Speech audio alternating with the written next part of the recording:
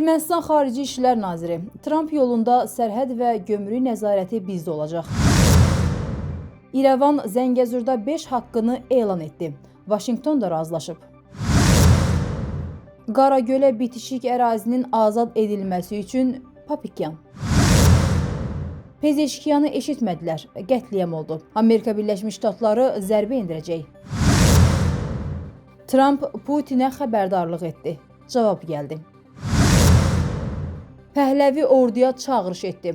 Vaxt yoxdur, xalqa qoşulun. Sabah hava necə olacaq?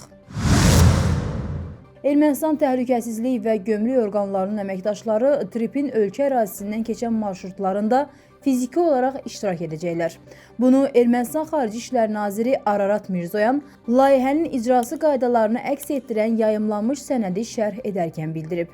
Nazirin sözlərinə görə sərhəd və gömrük nəzarəti sahəsində bütün suveren səlahiyyətlər yalnız Ermənistanın dövlət orqanları tərəfindən həyata keçiriləcək və bu, back-office funksiyasına aid orqanların səlahiyyətindədir.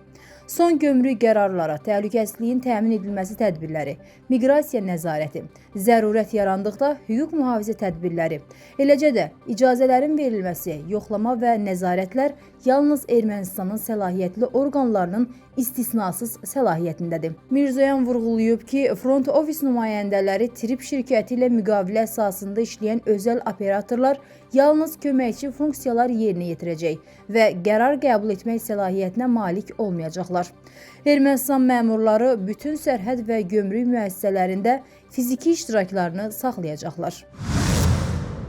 Ermənistanın Xarici İşlər Naziri Ararat Mirzoyan və Amerika Birləşmiş Ştatlarının dövlət katibi Marco Rubio yanvarın 13-də Vaşinqtonda görüş keçiriblər.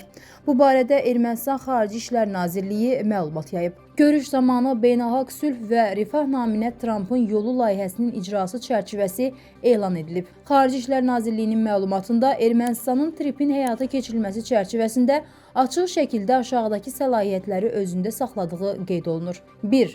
Ermənistanın suveren ərazisində Tripin bütün əhatə dairəsi üzərində tam suverenlik və ərazi bütövlüyündən irəli gələrək qanunvericilik, tənzimləyici və məhkəmə səlahiyyətlərini. 2. Milli təhlükəsizlik və hüquq mühafizə fəaliyyətinə nəzarəti. 3. Trip çərçivəsində ticarət və tranzit üzərində gömrük və sərhəd nəzarəti səlahiyyətlərini, eləcə də vergilər, gömrük rüsumları və ticarət və tranzitlə bağlı digər məcburi ödənişlər üzərində yurisdiksiyanı. 4. Ermənistanın suveren ərazisində bütün sahələrə çıxış hüququnu. 5. Ermənistanın suveren ərazisində tranzit marşrutunun hissələrində bütün erməni qanunlarının tətbiqi səlahiyyətini. Ermənistan Müdafiə Naziri Suren Papikyan erməni əsgərlərin posta qalxarkən Azərbaycanın nəzarət məntəqəsindən keçdiyini təsdiqləyib. Papikyan bunu yerli mediaya açıqlamasında deyib. Onlar oradan keçirlər, bəlkə də salamlaşıb söhbət edirlər. Bu mərhələdə heç bir problem yoxdur. Aylardır ki, heç bir problem yaranmayıb, Papikyan bildirib. O vurğulayıb ki, Qaragölə bitişik ərazinin azad edilməsi sərhəd demarkasiyası və demarkasiya komissiyalarının səlahiyyətindədir. Ermənistan Müdafiə Naziri bununla hərbi həmlə ssenarisinin istisna edildiyinə eyham vurub. Qeyd edək ki, Papikyanın bu fikirləri Ermənistan ictimaiyyətində birmənalı qarşılanmayıb. Hərbi ekspert Ayk Nahapetyan Qaragöldə strateji yüksəkliklərin Azərbaycan ordusunun nəzarətində olduğunu bildirib. Onun sözlərinə görə Azərbaycan hərbçiləri buradan həm erməni mövqelərinə, həm də yaşayış məntəqələrinə rahat nəzarət edə bilirlər. Hadisələrin gedişatı göstərir ki, İran prezidenti Məsud Pezeşkiyan vəziyyətə nəzarəti tam itirib. Onun etirazın ilk günlərində dialoq quraq və etirazçılara atəş açmayın çağırışlarını eşidən olmadı. İslam Keşikçiləri Korpusu öz bildiyini edir. Əmir ali dini lider və azğınlaşmış generallardan gəlir. Onların itirəcəyi heç nə yoxdur. Ona görə öldür əmri veriblər. Qətliyamın miqyası genişlənib. Bu sözləri politoloq Elxan Şahinoğlu İranda etiraz aksiyalarında qətlə yetirilənlər haqda qeyd edib. Məsud Pezeşkiyanın yeni açıqlamasının da əhəmiyyəti yoxdur. O yenə deyib ki, vətəndaşların dinc şəkildə etiraz etmək hüququ var və hökumət xalqın səsini dinləməyə hazırdır. Pezeşkiyan bunun ardınca eyni zamanda zorakılıq və ixtişaşlar qəbul edilməzdir və bu cür hallara qarşı sərt tədbirlər görüləcək sözlərini işlədib. İnsanlara atəş açanlar dinc etirazçılarla ixtişaşçılar arasında fərq qoymur. Ölənlər arasında hər ikisi var, politoloq bildirib. İlxan Şahinoğlu əlavə edib ki, dialoq imkanları tükənib. Növbədə xarici müdaxilədir. Qeyd edək ki, İranda etirazlarda ölənlərin sayının 3000-ə çatdığı iddiası yayılıb. Amerika Birləşmiş Ştatları lideri Donald Trump isə İranlı aksiyaçılara səslənərək yardım yoldadır vədini verib. Steven Witkoff Kirill Dmitriyevlə apardığı son telefon danışığı zamanı Amerika Birləşmiş Ştatları prezidenti Donald Trumpın sərt tələblərini çatdırıb. Bu barədə Rusiya Telegram kanalları məlumat yayıb. Rusiya Ukraynanın enerji obyektlərinin kütləvi atəşə tutulmasını dərhal dayandırmalıdır.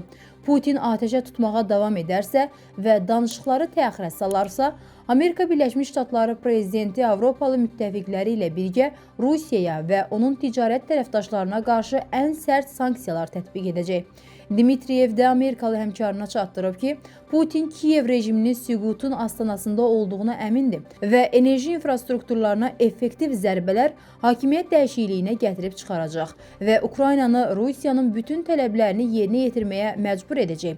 Məlumatda bildirilib.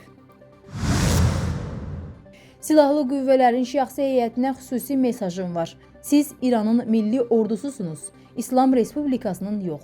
Bunu İran şahının oğlu Rıza Pəhləvi deyib. Sizin çox vaxtınız qalmayıb, ən qısa zamanda xalqa qoşulun. O bildirib.